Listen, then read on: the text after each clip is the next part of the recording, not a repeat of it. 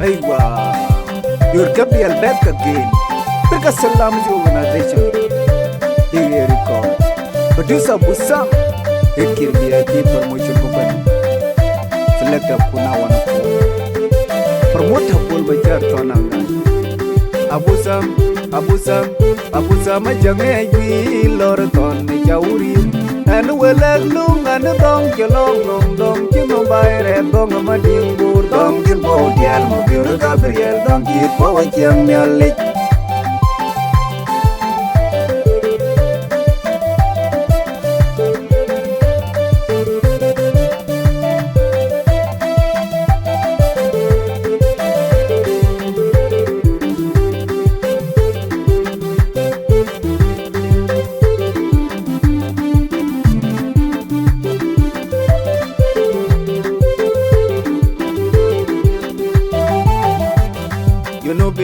You know ben bugale koi did ke loy jar ben gir mayarin jule ben did you know na ben jalam janyal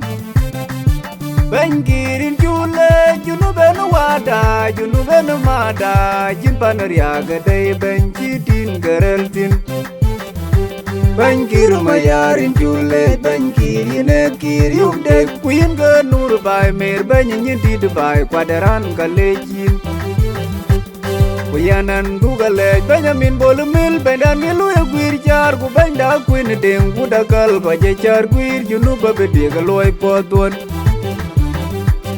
Acheran take a kong dear Alanil Gadejar Goodbar Kadal Gadejar Acheran Nil Gong dear Alanil Gadejar Goodbar Kadal Gadejar Junum da jawo chin mat junuba bidiglo jawo banda chopin go twing the whereby in banda queen dem gudakal go ben bolomel wejakele nan baye ne nyidi de loy whereby junuba bidiglo laga twing wo loy don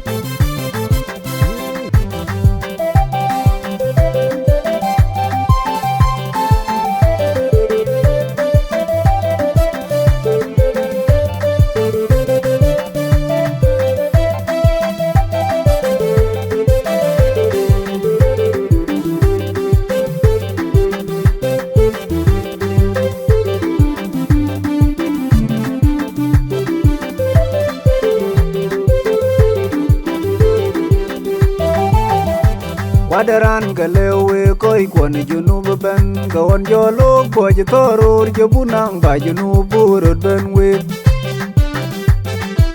Wadaran galewe koi kwani junub ben Gawan jolo kwa jitoror jabunang ba junub burud ben we Junuba jiben be ok churur we Jaku bai gwir loy bok jed Amerika bay pot jake gwir Acha ting do bay ten geran ya loyen bay pot jake gwir geran ya loy ke Jaku panda yang nyal ben tung ke bay ke Dite jeder ben wo jed wa we yeloni char Nyali jabu wedoj ben nyakwini ding gudakal ko ben bolumil Weje wolim nyeni jaro jado walad kwe Jeka bewe kuny Dai dit kumoy dit kumetay ngode kalang we Jeka bewe kuny Yanaran jepuj benang ke kuny bay Pandin banyena di Dubai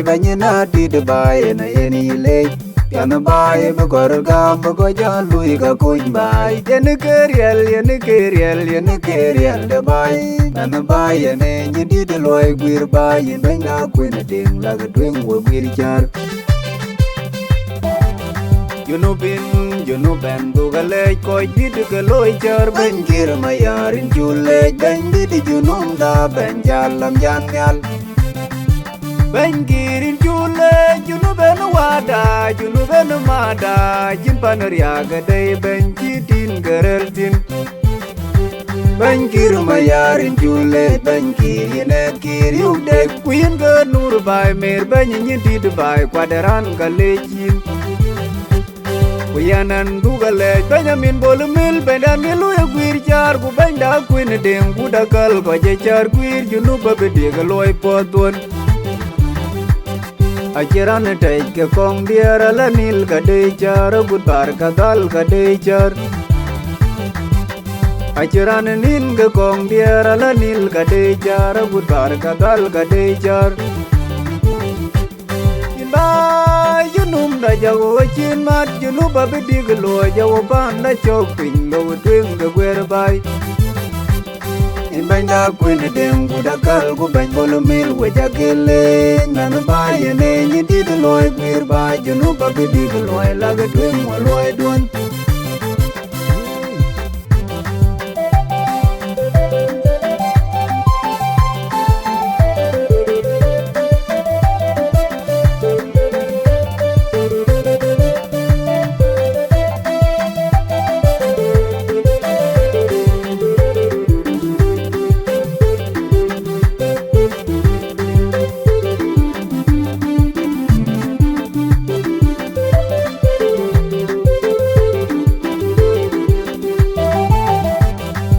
Lady tour John Quen lej ben ding myal koy didi ke lwel baya be panda ben bich wale kir mayar ben ni jodalam nyal junum da bu chadu walawni aya lwel jogu jogu loy koy kon junub ben men baya ne panden gwir junub be panda junum da dit walaw bai bana jogorole junub bi yigir yawra bai junub pan nyamu junub yugu madloy bu be kwayeng nyal la jiran panaran pe gwir junub be digo koy kwon junum da bai ka bidigo gu banya kwin den gu da kal ku bol mil nyalewa bu long bo chod loy don Junuben bugale koy didi ke loy jar ben kir mayarin jule ben didi junub na ben jalam janyal